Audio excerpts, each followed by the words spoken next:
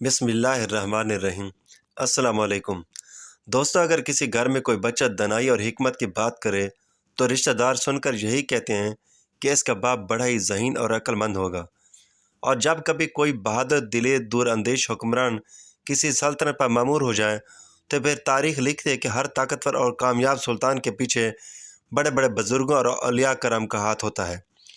اور اسی طرح دین اسلام کے بہت بڑے مجاہد اور سچے عاشق رسول سلطان صلاح الدین ایوبی رحمۃ اللہ علیہ کی اتنی بڑی فتوحات اور بیت المقدس کی فتح کے پیچھے بزرگان دین اور اولیاء کرام موجود تھے، جو وقت سے پہلے سلطان صلاح الدین ایوبی رحمۃ اللہ علیہ کو اللہ تعالیٰ کی مدد سے ان خطرات سے آگاہ کرتے اور سلطان صلاح الدین ایوبی رحمۃ اللہ علیہ اپنی عقل مندی سے ان آنے والے مشکلات پر دشمن کی جانوں کا منہ توڑ جواب دیتے تھے۔ سلطان صلاح الدین ایوبی رحمۃ اللہ علیہ اپنے گھوڑے پر تیز رفتاری کے ساتھ ایک بازار کی طرف جا رہے تھے۔ تاریخ لکھتی ہے کہ وہ سفر سلطان صلاح الدین ایوبی رحمۃ اللہ علیہ کا نہ ہی کسی جنگی مہم، نہ ہی کسی معاہدے اور نہ ہی کسی منصوبہ بندی کے لیے تھا، بلکہ سلطان صلاح الدین ایوبی رحمۃ اللہ علیہ ایک ایسے بزرگ سے ملنے جا رہے تھے جس نے سلطان صلاح الدین ایوبی رحمۃ اللہ علیہ کو بہت سے ایسے موڑ پر ہدایات کی جس کی ہدایات سے سلطان صلاح الدین ایوبی رحمۃ اللہ علیہ نے دشمن کو خاک چٹا دی تھی۔ مورخین لکھتے ہیں کہ وہ کوئی عام بزرگ نہیں تھا، بلکہ پورے مصر میں اس کو تمام لوگ محترم شیخ کے نام سے جانتے تھے۔ شیخ صاحب کا مسلمانوں کے لیے دلوں میں اپنا ہی مقام تھا، جس نے سلطان صلاح الدین ایوبی رحمۃ اللہ علیہ کو بہت سے ایسے خطرات سے بچایا جس کے بارے میں دشمن کبھی تصور بھی نہیں کر سکتا تھا کہ اس بار سلطان صلاح الدین ایوبی ان کے جال سے نکل جائے گا۔ بہت سے مورخین لکھتے ہیں کہ محترم شیخ کے ٹھکانوں کا پتہ سلطان صلاح الدین ایوبی کے علاوہ کوئی نہیں جانتا تھا۔ سلطان صلاح الدین ایوبی رحمۃ اللہ علیہ اس بزرگ اور محترم شیخ سے کئی سالوں سے ملتے رہے اور ہدایات لیتے رہے، لیکن اس بات کا پتہ سلطان کے سب سے قریبی اور وفادار ساتھیوں کا بھی نہیں تھا، جب تک سلطان نے خود اپنے ساتھیوں کو اس کے بارے میں نہیں بتایا۔ سلطان صلاح الدین ایوبی رحمۃ اللہ علیہ بازار میں گئے، اپنے گھوڑے کو ایک طرف باندھنے کے بعد ایک دکان کے اندر داخل ہوئے اور بہت دیر تک واپس نہ آئے۔ وہ دکان کی شکل میں ایک کمہار کی لگتی تھی، اس میں مٹی کے برتن پڑے ہوئے تھے۔ ایک نوجوان لڑکی سلطان کو اندر لگی۔ حقیقتاً اس دکان کے پیچھے تاخانہ موجود تھا جس کے اندر ایک سفید داڑھی والا بزرگ سلطان نے اس کے ہاتھوں کو بوسہ دیا۔ اس کی بیٹی باہر برتن بازار میں فروخت کرتی تھی اور بزرگ کو برتن بنا کر اپنی بیٹی کو دیتا تھا، لیکن کوئی نہیں جانتا تھا کہ اس دکان کے پیچھے ایک تاخانہ ہے جس میں وہ بزرگ رہتے ہیں۔ در حقیقت وہ بزرگ شیخ محترم تھے جس سے سلطان صلاح الدین ایوبی رحمۃ اللہ علیہ ملنے کے لیے آئے تھے۔ محترم شیخ اپنی اصلی پہچان کے ساتھ سالوں بعد چند لمحوں کے لیے سامنے آتے اور پھر نظروں سے غائب ہو جاتے۔ شیخ صرف سلطان صلاح الدین ایوبی سے ملاقات کرتے تھے۔ یہ بات کئی سالوں تک چھپی رہی۔ اگر شیخ صاحب کبھی باہر جاتے تو مختلف بھیس بدل کر جاتے اور کسی کو کانوں کان خبر نہ ہوتی۔ ٹھکانے کے بارے میں صرف اس کی شیخ کی بیٹی اور سلطان ہی کو پتہ تھا۔ سلطان صلاح الدین نے اس شیخ سے ملاقات کی اور بہت سارے راز جاننے کے بعد سلطان صلاح الدین ایوبی رحمۃ اللہ علیہ بازار سے روانہ ہو گئے۔ سلطان صلاح الدین ایوبی ابھی راستے میں تیز رفتاری کے ساتھ تشریف لے کر جا رہے تھے کہ اچانک سلطان کی نظر ایک نوجوان اور حسین و جمیل عورت پر پڑی جو ایک مرے ہوئے جانور سے اپنی چھری سے گوشت کاٹ کر کسی برتن میں ڈال رہی تھی۔ چونکہ سلطان عام آدمی کے بھیس میں تھے اور سلطان صلاح الدین کو ہر وقت جاسوسی سے خطرہ رہتا تھا، لہٰذا سلطان اس کی طرف دھیان نہ دیا اور واپس اپنے محل کی طرف لوٹ گئے تھے۔ لیکن یہ بات سلطان صلاح الدین رحمۃ اللہ علیہ کے دل و دماغ سے دور نہ ہوئی۔ اتفاقاً پھر چند دنوں کے بعد سلطان صلاح الدین ایوبی رحمۃ اللہ علیہ شیخ صاحب سے ملاقات کرنے آئے تو دوبارہ سلطان کی نظر اس عورت پر پڑی۔ پھر وہ کسی مرے ہوئے جانور کا گوشت کاٹ کر برتن میں لے جا رہی تھی۔ جب یہ سارا معاملہ سلطان صلاح الدین رحمۃ اللہ علیہ نے دیکھا تو بڑے حیران ہو گئے کہ آخر یہ عورت کیا کرتی ہے۔ ہو سکتا ہے کہ یہ عورت کافر ہو اور یہ گوشت کاٹ کر شاید بازار میں فروخت کرتی ہو یا شاید گھر میں جا کر بچوں کو کھلاتی ہو۔ پھر سلطان نے سوچا کہ اگر یہ قصاب ہوتی تو یہ مرے ہوئے جانور کا گوشت کبھی نہ کاٹ کر لے جاتی، لہٰذا اس کے پیچھے کوئی راز ہوگا۔ سلطان صلاح الدین ایوبی رحمۃ اللہ علیہ نے اس عورت کا پیچھا کرنا شروع کر دیا۔ جب سلطان صلاح الدین ایوبی رحمۃ اللہ علیہ اس کا پیچھا کرتے کرتے گئے تو وہ عورت گوشت برتن میں لیے ایک چھوٹے سے غار میں داخل ہوئی۔ سلطان حیران تھا کہ آخر اس غار میں کون ہے اور عورت وہاں گوشت لے کر کیوں جا رہی ہے۔ سلطان صلاح الدین ایوبی رحمۃ اللہ علیہ کا تجسس بڑھتا جا رہا تھا۔ اب سلطان صلاح الدین ایوبی رحمۃ اللہ علیہ نے غور سے چند قدم دور اپنا گھوڑا باندھ دیا تاکہ گھوڑے کی آواز سن کر غار میں موجود کسی کو پتہ نہ چل جائے۔ سلطان صلاح الدین ایوبی رحمۃ اللہ علیہ گھوڑے سے اترے اور جا کر غار کے دہانے کے ساتھ چھپ کر کھڑے باتیں سننے لگے۔ سلطان صلاح الدین ایوبی رحمۃ اللہ علیہ اگر چاہتے تو فوراً غار کے اندر داخل ہو جاتے اور ساری صورتحال کا جائزہ لے سکتے تھے اور اس راز کے بارے میں جان سکتے تھے کہ آخر وہ عورت ہر بار ایک مرے ہوئے جانور کا گوشت لے کر ہی کیوں وہاں سے آتی ہے۔ لیکن سلطان نے سوچا کہ اگر پردے کے پیچھے حال معلوم کیا جائے تو یہ سب سے بہتر رہے گا۔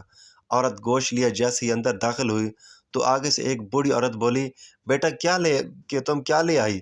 تو اس نے کہا، اماں جی، ہمارے پیارے نبی حضرت محمد صلی اللہ علیہ وآلہ وسلم نے فرمایا کہ اگر تمہارا بھوک کی وجہ سے دم نکلنے لگے تو حرام جانور کا گوشت بھی مل جائے تو وہ بھی تم کھا کے اپنی جان بچا سکتی ہو، اس لیے میں ایک مری ہوئی بھینس کے جسم سے گوشت کے ٹکڑے کاٹ کر لائی ہوں۔ والدہ ابا کو اپنی آنکھوں سے بھوک سے تڑپ تڑپ کر مرتا ہوا نہیں دیکھ سکتی۔ اب تم سے چلا نہیں جا رہا، 2 دن کی بھوک نے آپ کو تو توڑ کر رکھ دیا ہے۔ آپ میں پہلے سے ہی اتنی بیمار اور کمزور ہڈیوں میں اتنی طاقت نہیں کہ آپ اتنی بھوک برداشت کریں۔ اور پھر اتنے میں بچے رونے لگے تو ان بچوں کی ماں نے کہا، امی جان، شاید ہم تو بھوک کو برداشت کرتے کرتے موت کو گلے لگا ہی لیں، لیکن یہ بچہ تو بلک بلک کر مریں گے اور میں ان بچوں کو اپنی آنکھوں کے سامنے مرتا نہیں دیکھ سکتی۔ اس لیے میں نے ایک مردہ جانور کے جسم سے گوشت کاٹ کر لے آئی ہوں۔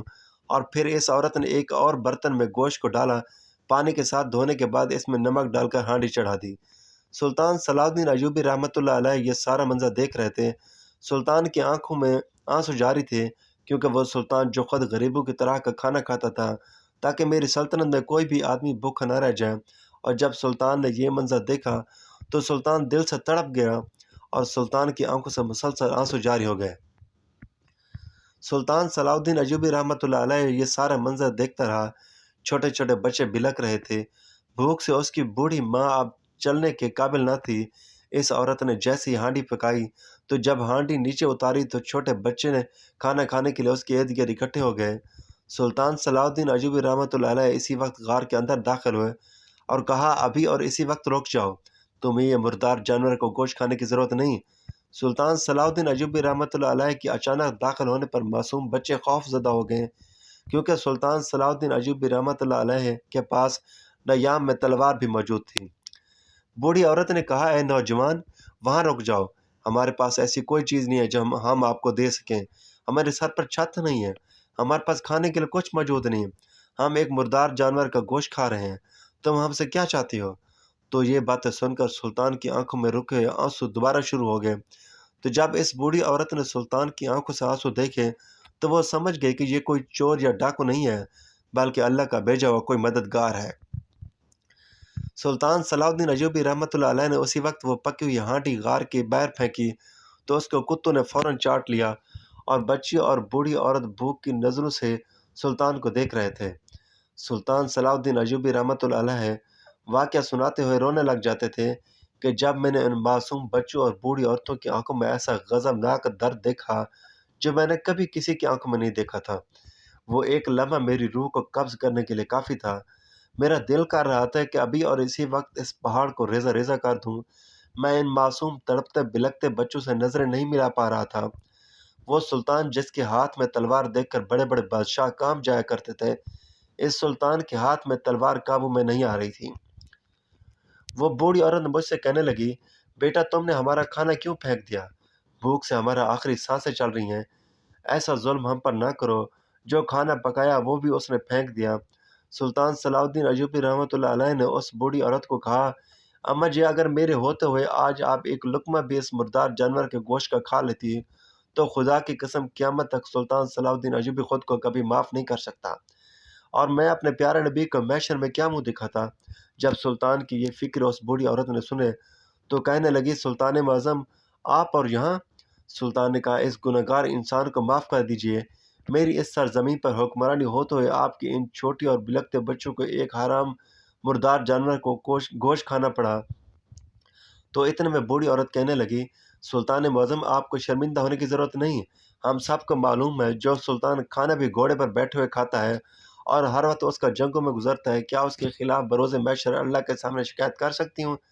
اس بوڑھی عورت کا یہ جواب سن کر سلطان صلاح الدین اسی وقت رونے لگے اور کہا، اماں، آپ جیسی عظیم عورتیں جب تک میری سلطنت میں موجود ہیں ہماری سلطنت کو کوئی بھی کافر بری نظر سے نہیں دیکھ سکتا۔ پھر سلطان صلاح الدین ایوبی رحمۃ اللہ علیہ نے اس کی خاتون کو کہا، اے خاتون، اگر تم چاہتے تو کسی تاجر یا دکاندار کے پاس مزدوری کر کے ان کے لیے کھانے کا بندوبست کر سکتی تھی، لیکن تم نے مزدوری کرنے کے بجائے ان کو مردار جانور کا گوشت کھلانے کو بہتر سمجھا۔ تو وہ خاتون کہنے لگی، سلطان معظم، یہ قدم میں نے اس وقت اٹھایا جب مجھے کوئی اور راستہ نہ دکھا۔ تو سلطان نے کہا، کھل کر بات کرو۔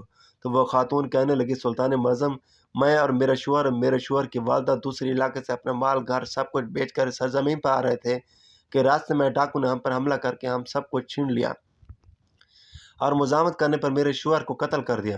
ہم خالی ہاتھ وہاں سے چلتے چلتے جہاں پہنچے، ہمیں سر چھپانے کے لیے صرف یہ غار ملا۔